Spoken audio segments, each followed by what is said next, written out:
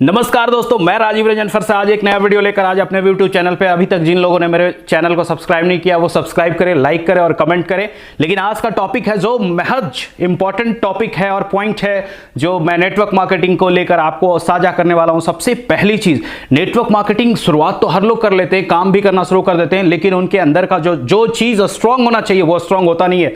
सबसे पहली पॉइंट की बात मैं करने जा रहा हूं, विजन। आप अपने अपलाइन के साथ बैठ के ही नेटवर्क मार्केटिंग के अंदर में विजन बना सकते हैं। अगर आप खुद से विजन बनाने की बात करेंगे तो आपका वैसा ही उल्टा पुल्टा विजन बनेगा नेटवर्क मार्केटिंग को लेके, क्योंकि आपने जो मार्केट में देखा है, जो समझा है और जो चीजों को जाना है नेटवर्क मार्केटिंग को लेकर लोगों से, वही चीज आप विजन के अंदर में लेके आएंगे। तो तमाम मैं लोगों से जो आज नेटवर्क मार्केटिंग को सिलेक्ट कर रहे हैं as a career, as a part time, तो आप अपने अपलाइन के साथ बैठे और बैठ कर उनसे विजन की बात करें, तब वो अपलाइन बताएगा आपको कि आपको विजन किस तरीके से लेना है। दूसरा जो पॉइंट है वो है माइंडसेट, और माइंडसेट का होना बहुत जरूरी है, क्योंकि माइंडसेट एक ऐसी चीज है, चाहे आप कोई भी प्रोफेशन के अंदर में हो, मैं बात आज सिर्फ नेटवर्क मार्केटिंग का कर रहा हूं, लेकिन आप कोई भी प्रोफेशन के अंदर में हो, अगर आपका पॉजिटिव माइंडसेट नहीं है तो बड़ा बड़ा काम जो होने वाला भी है वो भी नहीं होगा आने वाले दिनों में। तो ये माइंडसेट का होना बहुत जरूरी है। माइंडसेट कैसे बनेगा? आप कोई भी चीज करने जा रहे हैं, आप चाहे नेटवर्क मार्केटिंग में इन्विटेशन करने जाएं, चाहे आप प्रेजेंटेशन करने जाएं, चाहे आप किसी को ट्रेनिंग देने जाएं या फिर फॉलो अप करने जाएं, तो आपके दिमाग में यह होना चाहिए कि वहां मैं जाऊंगा और जाने के बाद जो चीजें होंगी वो पॉजिटिव होंगी और उससे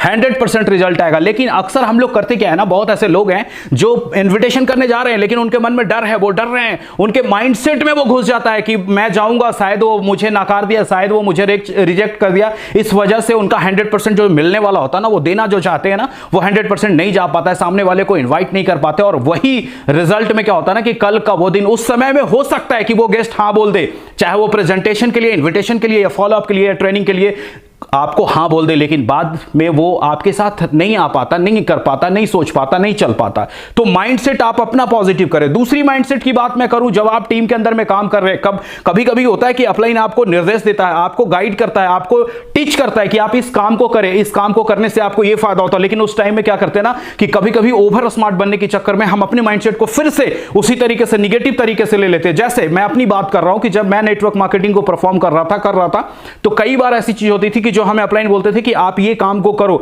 तो मैं उस काम के करने का ढंग का जो मतलब वो देना चाहते थे वो शायद ना लेके मैं दूसरा लेके अपना माइंडसेट लगा के करने चला जाता था। और उससे होता क्या था कि जो रिजल्ट मुझे, जो एक्सपेक्टेशन मेरे अपलाइन का मेरे से था, वो कभी भी 100% में कन्वर्ट होकर नहीं आता था। और तीसरा जो पॉइंट है वो है प्रमोशन।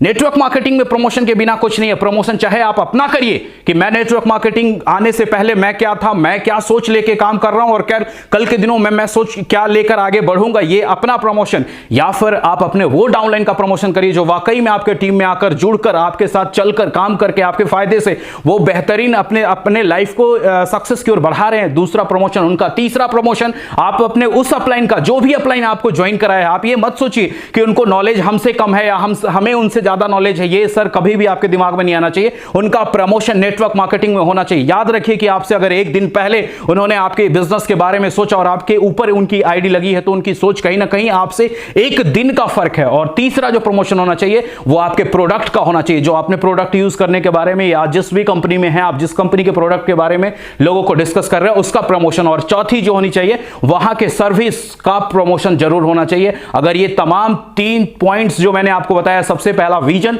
दूसरा आपका माइंडसेट और तीसरा प्रमोशन, और प्रमोशन के सब पॉइंट्स पे अगर आपने फोकस कर लिया तो आने वाले दिनों में कोई दिन ऐसा नहीं होगा जिस दिन आपके नीचे में सेल नहीं आएंगे और आपको टीम के अंदर में फॉलो अप और प्रेजेंटेशन और आपको ट्रेनिंग और आपको इन्विटेशन करने की और करवाने की जरूरत पड़ने पे भी आप उनके साथ करके कर पाएंगे। और आज इस वीडियो में सिर्फ इतना ही, और इसी के साथ keep growing with full effort, be on the top. Thank you so much.